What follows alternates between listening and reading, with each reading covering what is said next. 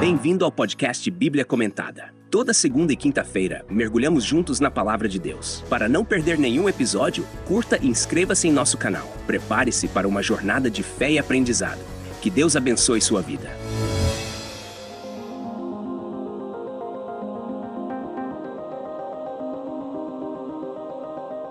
Para aprofundarmos ainda mais a compreensão da oração e seu papel fundamental na vida do cristão, é necessário mergulhar em outras passagens bíblicas e explorar novos aspectos e detalhes dessa prática espiritual tão vital. Primeiro, é essencial entender que a oração é uma expressão de humildade e dependência total de Deus. Em 2 Crônicas, capítulo 7, versículo 14, encontramos uma das promessas mais poderosas relacionadas à oração. E se o meu povo, que se chama pelo meu nome, se humilhar e orar, e buscar a minha face, e se converter dos seus maus caminhos, então eu ouvirei dos céus, e perdoarei os seus pecados, e sararei a sua terra. Essa passagem nos mostra que a oração eficaz está intimamente ligada à humildade e ao arrependimento. O povo de Deus é chamado a se humilhar, a reconhecer seus pecados e a buscar a face de Deus com sinceridade. A oração também é um instrumento para alcançar o favor de Deus em tempos de adversidade. O rei Ezequias é um exemplo claro disso. Quando Ezequias adoeceu mortalmente, o profeta Isaías foi enviado para lhe dizer que ele morreria. Contudo, Ezequias virou o rosto para a parede e orou ao Senhor, suplicando pela sua vida. Em 2 Reis, capítulo 20, versículos 2 a 6, lemos que Deus ouviu sua oração e acrescentou 15 anos à sua vida. Esta história ressalta o poder da oração em mudar situações aparentemente imutáveis. Outro aspecto profundo da oração é a intercessão em favor dos outros. O exemplo de Abraão intercedendo por Sodoma e Gomorra em Gênesis, capítulo 18, versículos 23 a 33, é um dos mais marcantes. Abraão, sabendo da iminente destruição das cidades, implora a Deus que poupe os justos que porventura estivessem ali. Ele inicia uma série de petições, reduzindo o número de justos necessários para evitar a destruição, de 50 até 10. Embora as cidades não fossem poupadas, a intercessão de Abraão demonstra a compaixão e a ousadia que a oração pode conter. No Novo Testamento, além dos exemplos dos apóstolos, encontramos mais ensinamentos sobre a oração que revelam sua profundidade e importância. Em Tiago, capítulo 5, versículo 16, está escrito: Confessai as vossas culpas uns aos outros, e orai uns pelos outros, para que sareis. A oração feita por um justo pode muito em seus efeitos. Este versículo destaca o poder da oração, especialmente quando realizada por alguém que vive em retidão diante de Deus. A oração não é apenas um ato individual, mas também comunitário, onde os cristãos são chamados a interceder uns pelos outros.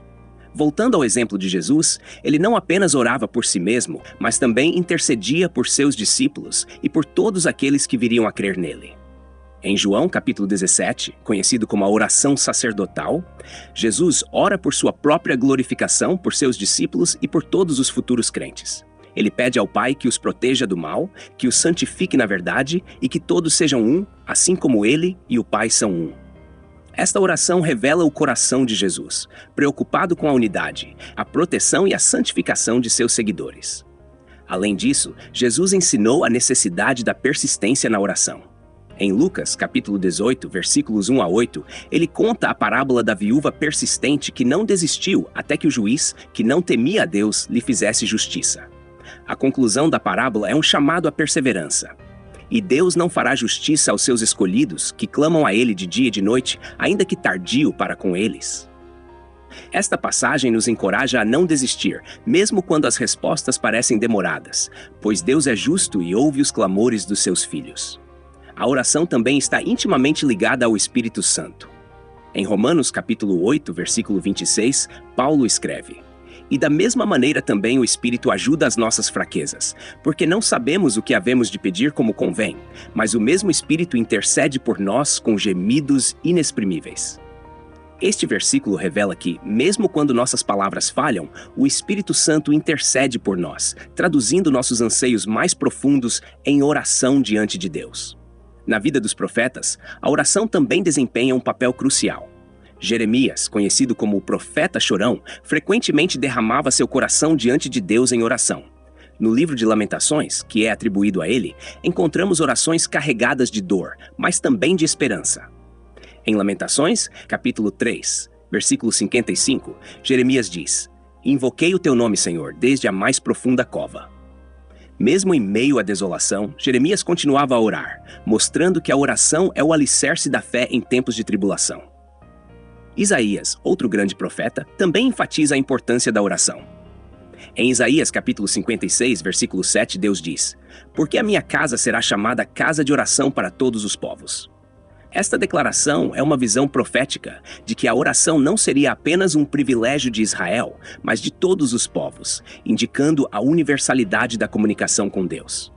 Ainda explorando o Antigo Testamento, vemos a oração de Salomão na dedicação do templo, que é um exemplo sublime de intercessão e súplica. Em 1 Reis, capítulo 8, versículos 22 a 53, Salomão se coloca diante do altar e ora, pedindo que Deus ouça as orações que seriam feitas naquele lugar.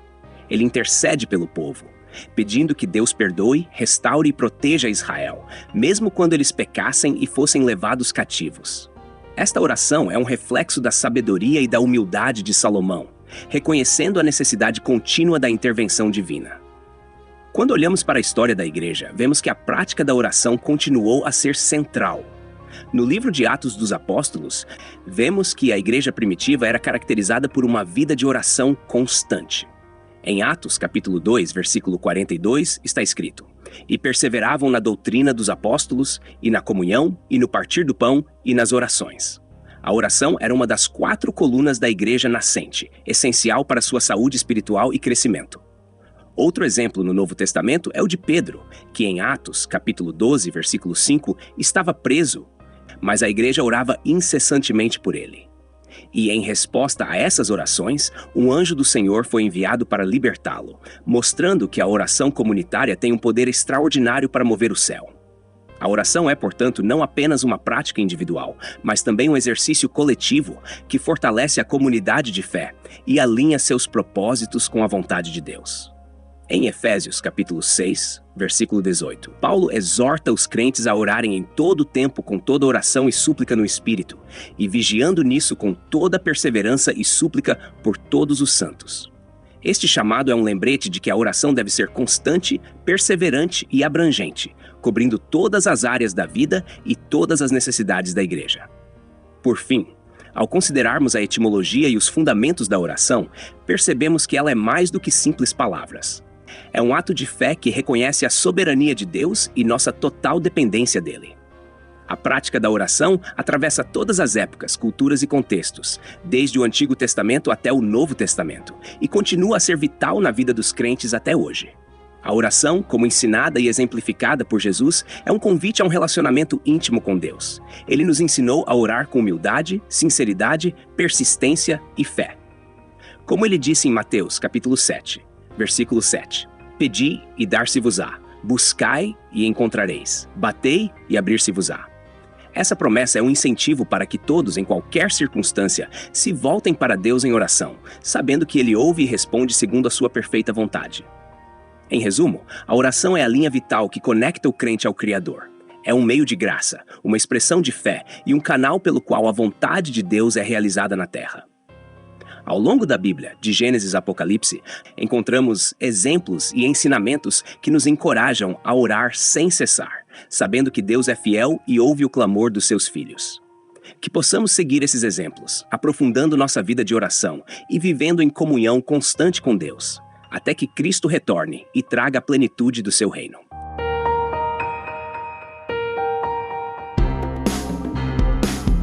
Toda segunda e quinta-feira estamos aqui para aprofundar o conhecimento da Palavra de Deus. Tem alguma dúvida sobre o capítulo de hoje? Envie pra gente e responderemos assim que possível. Não se esqueça de curtir e se inscrever no nosso canal para acompanhar todos os episódios. Que Deus abençoe sua vida.